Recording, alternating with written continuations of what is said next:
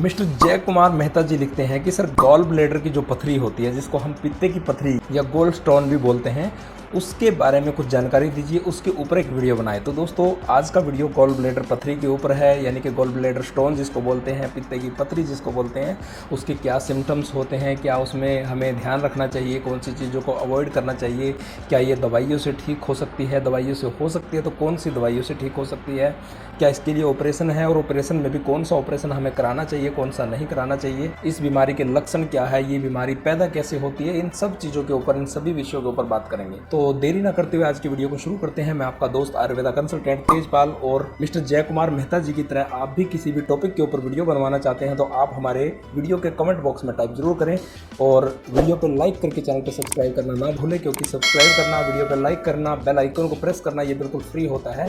यदि आप ऐसा कर लेते तो आपको ऐसी लेटेस्ट जानकारी, एक लेटेस्ट वीडियो आपको डेली मिलती रहेगी। तो दोस्तों पहले बात कर लेते हैं शुरुआत से कि पित्त की थैली आखिर होती क्या है।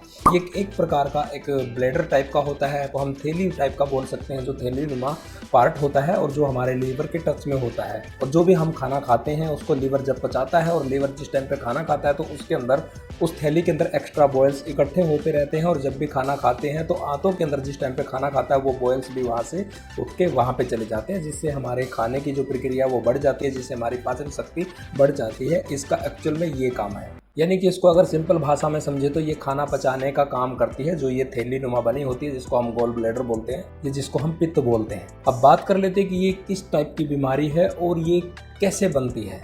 तो बीमारी की यदि बात करें तो ये कॉमन सी, एक आम सी बीमारी है, जो कि किसी को भी हो सकती है। हो सकता है आप भी कभी हेल्थ चेकअप कराओ और आपने आज तक कभी ध्यान नहीं दिया हो, क्या पता आपको भी गॉल ब्लैडर स्टोन जो है वो हुआ मिले, यानी कि पित्ते की पथरी हुई मिले। लेकिन इसका आमतौर पे कोई ज़्यादा नुकसान या ज़्यादा कोई पेन वगैरह किसी को, बहुत ज़्यादा लोगों को महसूस नहीं होता।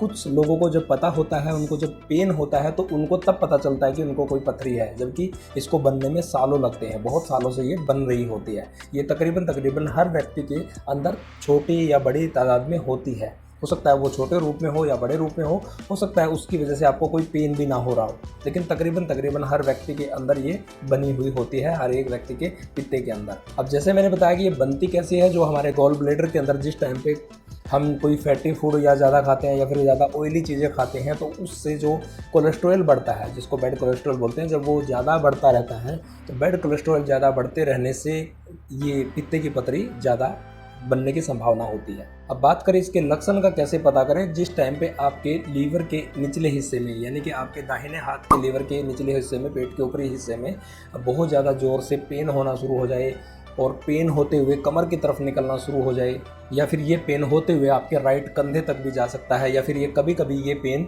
बिल्कुल दब जाता है, यानी कि ठीक हो जाता है, आपको लगता है कि अब ठीक हो गया, लेकिन कुछ दिन के बाद अचानक फिर से पेन बढ़ जाता है। तो इस टाइप के सिम्टम्स, यानी कि इस टाइप के लक्षण इसके होते हैं। तो ऐसी संभावना अगर आपको होती है, ऐसी दिक्कत परेशानी आपको होती है, तो फिर बिल्कुल भी देरी ना करें, अपना टेस्ट जरूर कराएं। टेस्ट कौन सा होगा, इसमें अल्ट्रासाउंड से पता चल जाता है कि आपको कोई पथरी वगैरह तो नहीं है। अब बात कर लेते हैं कि यदि कोई परेशानी नहीं है तो कोई दिक्कत वाली बात नहीं है। यदि आपको पेन हो रहा है, भयंकर हो रहा है, कभी कभी फिर आपका ठीक हो जाता है, फिर बढ़ जाता है, तो ऐसी स्थिति में आपको फ्यूचर में क्या दिक्कत आ सकती है यदि आप इसको इग्नोर करते रहते हो। जब ये तकलीफ बहुत ज़्यादा बढ़ जाती है तो ये कैंसर का रूप भी ले सकती है, या फिर आपके डाइजेशन की प्रक्रिया है वो बिल्कुल डैमेज हो सकती है, आपको भूख की तकलीफ हो सकती है, आपके लीवर में दिक्कत हो सकती है, आपके लीवर में जॉन्डिस यानी पीलिया हो सकता है। तो बहुत सारी तकलीफें इसकी वजह से फ्यूचर में आपको उठानी पड़ सकती है। अब बात कर लेते हैं कि इसका इलाज क्या है, कौन से आयुर्वेदिक प्रोडक्ट आपको लेने चाहिए, और क्या आयुर्वेदिक प्रोडक्टों से पित्ते की पथरी निकल सकती है, या इसके लिए ऑपरेशन कराना होगा। ऑपरेशन कराना है तो कौन सा कराना होगा वो भी ध्यान से सुनिए।